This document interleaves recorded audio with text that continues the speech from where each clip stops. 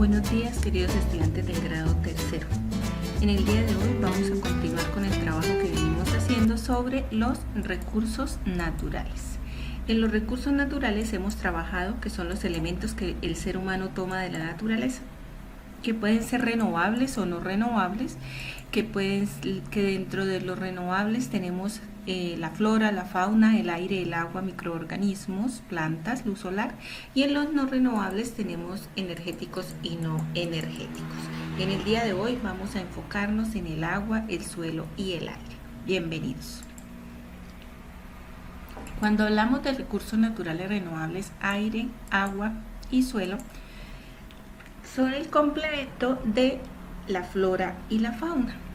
Veamos, el agua es la sustancia indispensable para la existencia de la vida. Es el componente más abundante en el cuerpo de los seres vivos y regula la mayoría de sus procesos. Además, el agua no tiene color, ni sabor, ni olor. El agua la podemos encontrar en diferentes lugares y en diferentes estados. Por ejemplo, la encontramos en estado líquido en el mar, porque la mayor parte del planeta Tierra está compuesta por agua. Se encuentra también en los océanos. Es salada y vive en cantidad de organismos acuáticos en ella. También la encontramos en estado líquido en ríos, arroyos y lagos. Esta se denomina agua dulce y es fundamental para los seres vivos terrestres y para nuestras labores diarias. La encontramos debajo de la tierra o bajo la tierra, es decir, subterránea. Proviene de la lluvia o de filtraciones que se acumulan en el subsuelo. La podemos encontrar en estado gaseoso en las nubes y las podemos encontrar en estado sólido en los nevados. También allí regula el clima y se forman los ríos y arroyos. Entonces, como podemos ver, el agua la podemos encontrar en 3 estados: líquido, gaseoso y sólido. El agua tiene diferentes utilidades. Vamos a mirar cada una de ellas. Por ejemplo, en los ríos, los mares, el agua se utiliza como un medio de transporte y de comunicación para el comercio en los vehículos acuáticos, es decir, lanchas, barcos, cruceros. En las industrias que producen objetos o productos alimenticios se consume agua y energía constantemente. En el hogar, por supuesto, es donde también utilizamos agua, ya sea para la preparación de alimentos, para el aseo del hogar o de nosotros mismos. En la agricultura se requiere gran cantidad de agua para el riego de las plantas y en la ganadería también para el consumo de agua del ganado. También en los ríos y cascadas, las represas generan la energía que se utiliza hoy en día en las hidroeléctricas. Es importante entonces que así como nos presta grandes utilidades el agua, también la cuidemos, y esto lo podemos hacer sembrando árboles a la orilla de ríos, lagos y demás fuentes de agua para evitar que se evapore en épocas secas. Además, debemos revisar regularmente las llaves y sanitarios para evitar escapes de agua. Evitar arrojar basuras y desechos químicos e industriales en las fuentes de agua. Evitar el uso de detergentes, abonos químicos y fungicidas o pesticidas que se llevan a cabo a través de la fumigación de cultivos. El suelo. Como podemos apreciar, tenemos una fracción de una parte del suelo y tiene diferentes capas llamadas horizontes. Ellas están compuestas por materia orgánica, arena, piedras, humedad y diferentes organismos. El suelo es la capa externa de la corteza terrestre sobre la cual crece y vive gran parte de la vida en nuestro planeta. Está formado por partículas como arenas y arcillas. En el suelo encontramos minerales que las plantas necesitan para crecer y es el hábitat de organismos como microorganismos, hongos, insectos, lombrices, mamíferos y reptiles. Veamos, por ejemplo, qué tipo de organismos habitan en el suelo. En el suelo encontramos animales subterráneos como topos y ratones. Ellos solo salen al exterior a buscar alimento. Tenemos también muchos artrópodos o insectos que se desarrollan en el suelo. Encontramos microorganismos como ácaros que son pequeños organismos que pasan toda su vida en el suelo. Y lombrices que ayudan al suelo a que no se compacte. Ellas colaboran con la descomposición, son excelentes en el trabajo de la descomposición de la materia orgánica. Tenemos tipos de suelos. Los tipos de suelos son, por ejemplo, fértiles, que son aquellos donde mejor crece la vegetación. El color de la tierra generalmente es negra porque tiene gran cantidad de humus, de materia orgánica, posee gran cantidad de nutrientes y agua y posee también microfauna e insectos. En los suelos pobres recibe este nombre porque no tiene muchos nutrientes o agua, tan solo los matorrales o algunas plantas resistentes a estas condiciones sobreviven allí. También algunos suelos que antes eran fértiles, cuando los sobreexplotamos se vuelven así, suelos pobres, porque acabamos o deterioramos la cantidad de nutrientes que posee el suelo. Y por último tenemos los suelos áridos. Se caracterizan por su escasa humedad. Muy pocas plantas o animales logran habitar en estos suelos. Son denominados desérticos. Las utilidades del suelo. En el suelo nosotros encontramos diferentes utilidades. Por ejemplo, en ellos se siembran árboles para obtener madera, papel, materia prima para gran cantidad de muebles u objetos que utilizamos en la vida diaria. Tenemos también que en el suelo se construyen casas, edificios, colegios, muchos lugares a los que nosotros acudimos diariamente.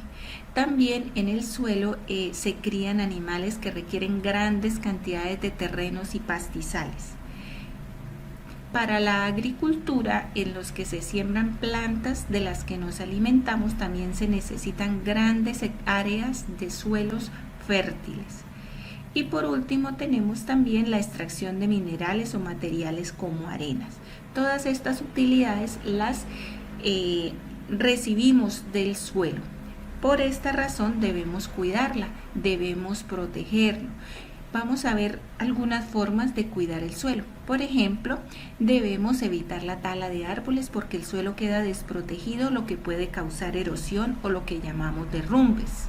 Evitar los monocultivos, es decir, la siembra de una sola especie. Rotar el cultivo evitará que el suelo se agote. Si yo en la primera época sembré papa, a la siguiente siembro maíz, a la siguiente arveja y así voy rotando los cultivos y evito el empobrecimiento del suelo. No usar las quemas como técnica de limpieza, porque esto ocasiona incendios y además destruye las sustancias nutritivas del suelo. Anteriormente se acostumbraba a cortar toda la maleza, amontonarla o enrollarla y quemarla. No se debe hacer esto porque estamos desperdiciando materia orgánica y a la vez estamos perjudicando otros organismos del suelo. Sembrar árboles donde el suelo se encuentra expuesto para recuperar su protección original y abonar con residuos orgánicos para recobrar nutrientes. También es importante reciclar, es decir, reutilizar los desechos que pueden ser materia prima para la elaboración de otros productos. Y evitar el pastoreo excesivo, es decir, rotar el ganado en los potreros para permitir el crecimiento de las plantas. Entonces, si un área también no es apta sino para, por decir, 10 o 15 ovejas, no debo ponerle 50 ovejas porque voy a deteriorar muy rápido el suelo y las plantas que crecen allí. El aire. El aire es un gas que conforma la atmósfera, es una capa que rodea la Tierra y nos protege de los rayos del sol. La atmósfera contiene oxígeno, que es muy importante para nuestra respiración, el dióxido de carbono, que es gas que liberamos los animales y los seres humanos, y el nitrógeno, que es el mayor componente del aire y donde algunas bacterias lo captan y mantienen disponible porque lo necesitan las plantas. El aire es muy importante porque nos permite el proceso de la respiración. Es muy importante porque recuerden que a través de la respiración aprovechamos la energía que se encuentra en los alimentos. También el aire es muy importante porque genera corrientes que regulan el clima de la Tierra. Además, el aire lleva energía y en algunos lugares es aprovechada como energía eólica para beneficios del ser humano. Las corrientes de aire permiten el desplazamiento en el transporte aéreo que le permite al ser humano movilizarse en menos tiempo de un lugar a otro. Entonces, ¿cómo podemos también cuidar el aire? Lo podemos cuidar evitando el uso de aerosoles que contengan sustancias que afectan la atmósfera. Aerosoles como por ejemplo los que usamos como insecticidas, las lociones muy fuertes. Debemos sembrar y conservar las plantas, pues que ellas purifican el aire. Entonces la importancia de sembrar plantitas y cuidar las que ya tenemos. Reducir el uso de automóviles y usar la bicicleta, porque los automóviles queman combustibles fósiles que generan gases que contaminan el aire. Promover campañas para el cuidado de los recursos naturales y evitar las quemas de basuras y de papel. Es muy importante porque primero pueden generar incendios y segundo porque los gases que emiten estas quemas también contaminan el ambiente. En nuestro cuadernito vamos a desarrollar un taller donde vamos a colocar algunas utilidades del agua, del aire, del suelo. Vamos a completar unas frases utilizando palabras de la rejilla, vamos a relacionar conceptos, vamos a colocar utilidades del suelo y vamos a realizar un diseño de un cartel donde hagamos como una especie de campaña para el cuidado de estos recursos renovables como son el agua, el aire o el suelo, y lo vamos a hacer como una especie de diseño en nuestro cuadernito para evitar la contaminación. Muy bien. De recomendaciones, nuevamente recordemos que debemos ver la explicación que estamos haciendo en este video, luego desarrollar el taller en el cuaderno. Es muy importante que revisen la escritura de las palabras y que las preguntas se deben anotar al igual que las respuestas. Tomamos las fotos claras y en forma vertical para agregarlas a la plataforma en modo tan pronto se haya terminado el trabajo. Mil gracias por su atención en la actividad del día de hoy.